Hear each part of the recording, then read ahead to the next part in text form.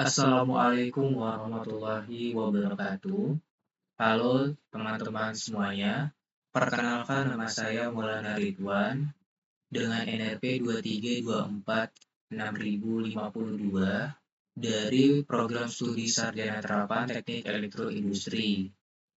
Mata kuliah Microcontroller membahas konsep dasar hingga penerapan sistem berbasis microcontroller dalam dunia industri. Secara singkat, ada 5 cakupan utama yang dipelajari. Yang pertama, arsitek microcontroller mempelajari struktur CPU, memori, dan peripheral internal seperti GPIO, timer, PWM, dan ADC, serta modul komunikasi serial. Untuk yang kedua, program embedded system. Di sini kita belajar menulis program dalam bahasa C untuk mengendalikan perangkat keras secara langsung, baik lewat pendekatan register level maupun dengan bantuan tool seperti MCC atau kode konfigurator. Yang ketiga, interfacing I/O, yaitu bagaimana menghubungkan microcontroller dengan komponen di luar sistem seperti LED, tombol, sensor, motor, dan berbagai aktuator lainnya. Dan yang keempat, komunikasi data, mempelajari protokol seperti UART, I2C, dan SPI yang digunakan untuk pertukaran data antar perangkat. Dan yang kelima, aplikasi industri, di mana kita mempelajari studi kasus penerapan microcontroller pada sistem kendali otomatis, monitoring, dan otomasi yang relevan langsung dalam bidang teknik elektroindustri. Untuk video kali ini dibuat sebagai bagian dari tugas mata kuliah microcontroller dengan topik integrasi General Purpose Input-Output atau biasa kita kenal sebagai GPIO, menggunakan modul PIC32 serta modul Curiosity Nano Explorer, di mana video ini saya akan menjelaskan konsep GPIO secara umum, tugas yang diberikan, cara memprogramnya dari awal setup project sampai coding, dan yang terakhir, video demo hasil programnya berjalan langsung. Sebelum itu, kita harus mengenal apa itu dari GPIO itu sendiri. GPIO adalah singkatan dari General Purpose Input-Output, yaitu pin pada papan sirkuit atau microcontroller yang fungsi utamanya dapat diatur bebas lewat program untuk menjadi jalur masukan input maupun output, atau keduanya. Pin ini tidak mempunyai fungsi tetap sejak awal sehingga sangat fleksibel digunakan. Fungsi utama dari GPIO sendiri yaitu yang pertama sebagai input, membaca data atau sinyal dari luar, contohnya tombol, saklar, dan sensor suhu. Dan yang kedua sebagai output, mengirim sinyal untuk mengendalikan perangkat keras lain, contohnya lampu LED, motor, dan relay. Dan yang ketiga, fungsi dari GPIO itu sendiri yaitu sebagai komunikasi mendukung protokol data lain seperti I2C, SPI, atau UART pada beberapa kondisi. Bagaimana sih cara kerja dari GPIO? Cara kerja sederhana dari GPIO itu sendiri menggunakan sinyal digital berupa nilai logika 0, tegangan rendah atau low, atau logika 1, tegangan tinggi atau high, di mana dikonfigurasi melalui baris kode program di perangkat seperti Arduino, ESP32, atau Raspberry. Dan untuk video kali ini saya menggunakan microchip PIC32. Untuk instruksi yang saya gunakan di video kali ini yaitu ada 3 instruksi atau 3 program yang saya akan kerjakan, di mana program pertama ada 5 buah lampu LED dan 2 tombol dengan 3 mode penyalaan yang dipilih lewat tombol dengan kedipan bebas. Dan program kedua ada 5 LED tanpa tombol di mana masing-masing LED berkedip dengan periode berbeda. LED 1 menyala setiap 2 detik, LED 2 setiap 3 detik, LED 3 setiap 5 detik, LED 4 setiap 7 detik, dan LED 5 setiap 11 detik. Dan di program ketiga atau yang terakhir, saya akan menggunakan 5 buah LED dan 1 tombol dengan 2 mode. Yang pertama, Mode 1, semua LED menyala bersamaan 1 detik, lalu mati 1 detik, dan mode kedua, setiap LED berkedip mandiri dengan periode yang sama seperti di program yang kedua. Di video ini saya akan mendemonstrasikan cara pembuatan dari ketiga program tersebut. Oke, kita mulai. Yang pertama, kita harus mempunyai software MPLAB XID. Dan untuk video kali ini, saya menggunakan versi 6.25. Kita buka softwarenya terlebih dahulu.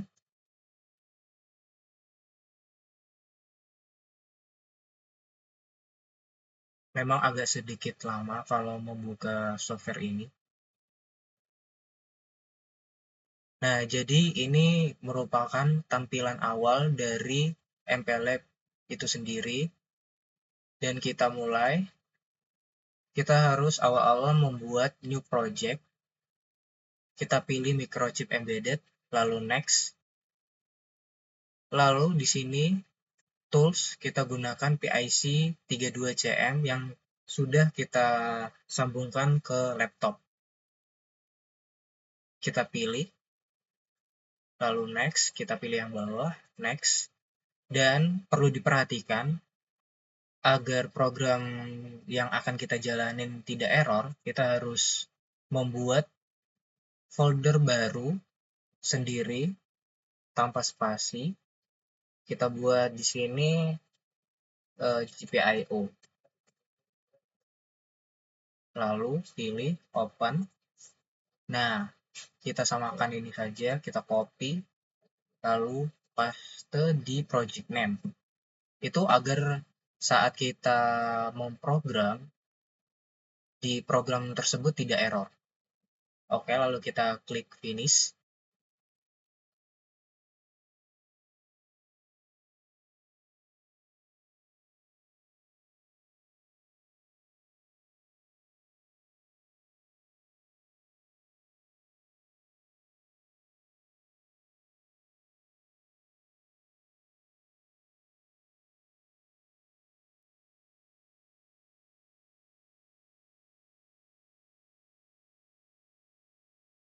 Nah, di sini tuh kalau kita buat project baru, itu biasanya otomatis membuka MCC sendiri di GPIO. Nah, di sini kita harus memilih GPIO Secure, lalu Set as Main Project.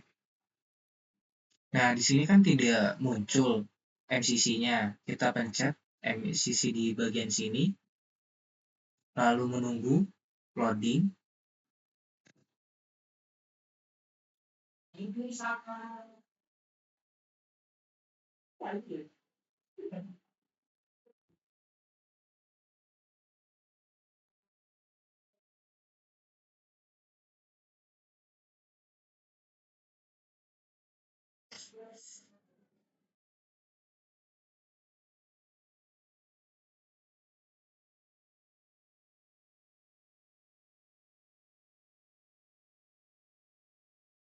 Nah, setelah loading MCC selesai, kita pergi ke sistem, lalu pertama-tama kita enable dulu SysTick Secure-nya. Kita enable, lalu kita masukin ke pin konfigurasi, di mana di sini pin konfigurasi ini yang bekerja sebagai GPIO. Kita harus men-setting pin konfigurasi ini sebagai GPIO. Untuk yang pertama, saya akan men-setting GPIO di PA00 sebagai output LED 2.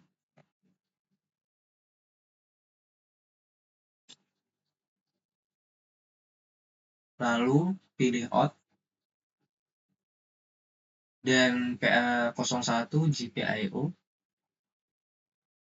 saya gunakan sebagai LED 3.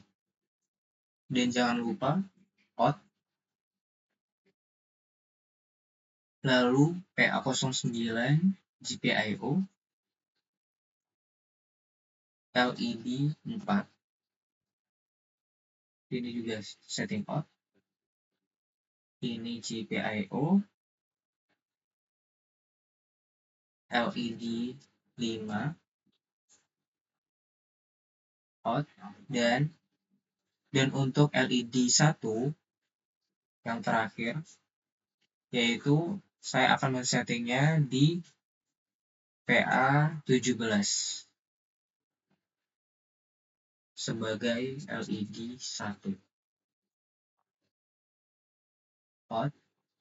Dan untuk tombol, saya akan gunakan PB02 dan juga PB03. Kita setting di GPIO untuk keduanya. Lalu kita ganti PB02 saya gunakan sebagai SW1. PB03 saya gunakan untuk SW2. Jangan lupa directionnya kita ganti menjadi in. Ini in. Dan kita centang full up. Karena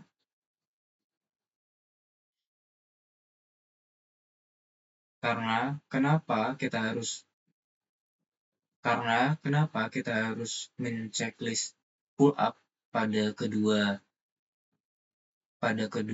pin konfigurasi ini, dikarenakan ini merupakan sebuah tombol atau input yang dimana menggunakan sinyal digital 1 tegangan tinggi atau high. Maka kita perlu mencentang untuk kedua pin konfigurasi ini. Nah, di sini sebelumnya saya akan menjelaskan terlebih dahulu kenapa saya menggunakan PA01, PA00, PA09, PA010, dan lain-lain ya. Karena di sini itu modulnya sudah terdapat, yaitu CNA jumper atau kayak cap jumpernya yang di sini. Nah, setelah itu, sesudah kita men-setting pin konfigurasi yang kita gunakan. Oke, kita tancapkan terlebih dahulu 3 kabel ini sesuai pin konfigurasi yang sudah kita setting sebelumnya.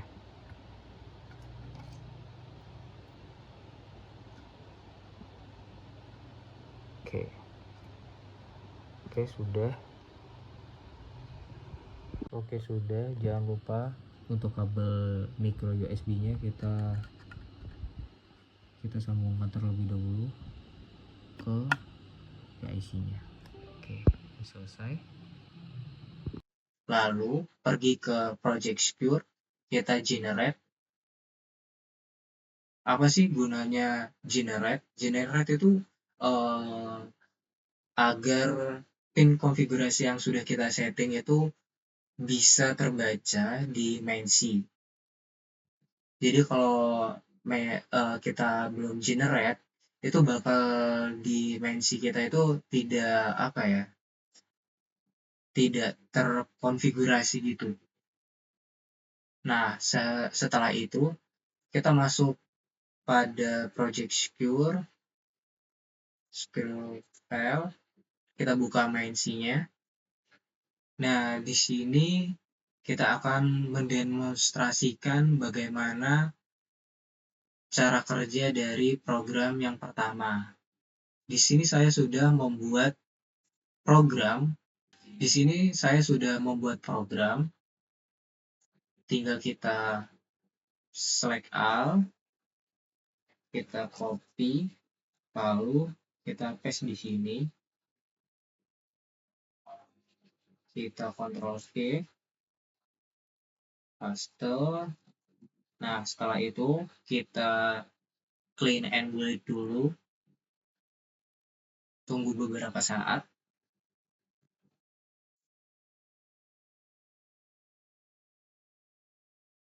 Oke, build sukses.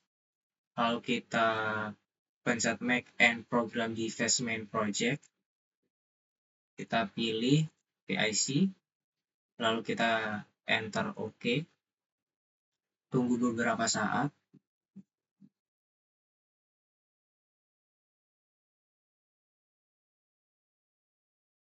Nah, apabila programming komplit, di mana itu program yang sudah kita bikin, sudah kita buat, itu berhasil terkirim pada modul atau PIC itu sendiri.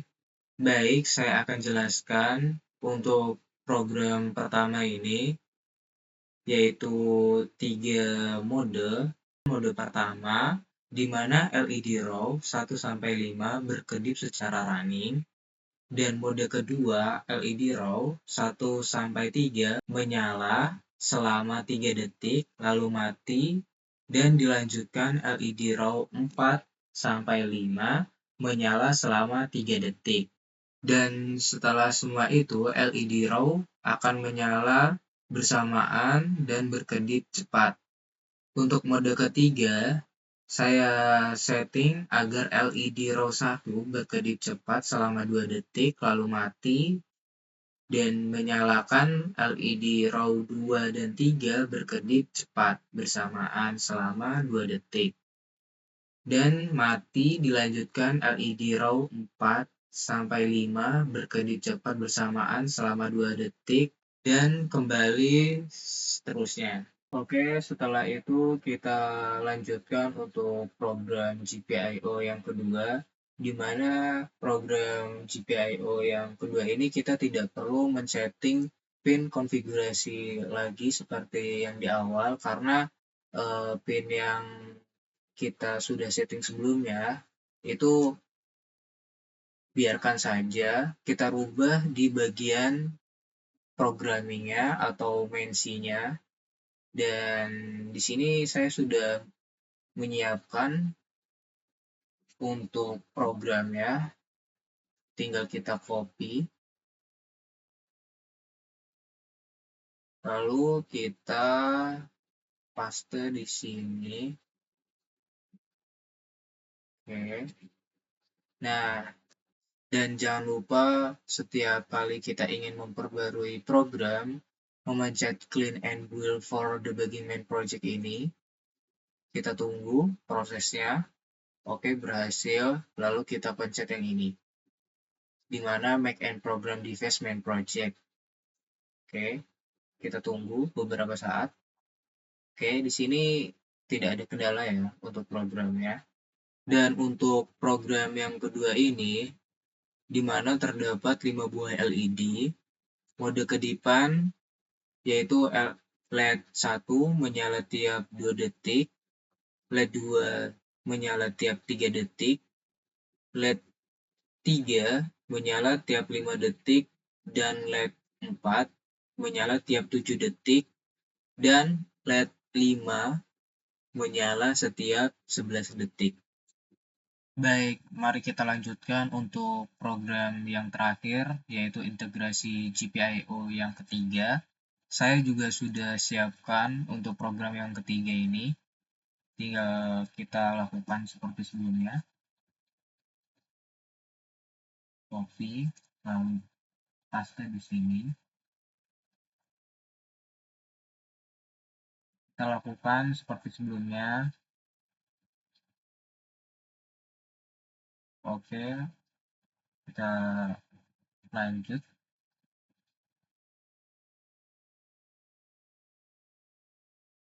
Oke, baik, program komplit ya. Di sini saya akan menjelaskan bagaimana cara kerja untuk program yang terakhir, yang mana ada 5 buah lampu LED dan 1 buah tombol. Di mana di sini untuk program yang ketiga ada 2 mode penyalaan lampu yang diatur oleh tombol. Untuk yang mode pertama, yaitu 5 buah LED lampu on selama 1 detik dan 5 buah LED off selama 1 detik. Dan untuk mode yang kedua, sama seperti program sebelumnya, yaitu LED 1 menyala tiap 2 detik, LED 2 menyala tiap 3 detik, LED 3 menyala tiap 5 detik, LED 4 menyala tiap 7 detik, LED 5 menyala setiap 11 detik. Oke, baik. Setelah kita mencoba 3 program tersebut sudah sesuai dengan instruksi seperti di video awal.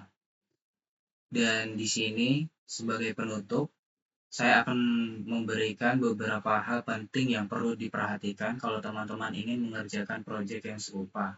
Pertama, jangan lupa mengaktifkan safety timer start setelah safety installation. Ini terlihat sepele, tapi kalau terlewat, semua timing di program tidak akan berjalan sesuai rencana. Kedua, pastikan konfigurasi logika LED sesuai jenis rangkaian yang dipakai. Kalau LED aktif low seperti pada praktikum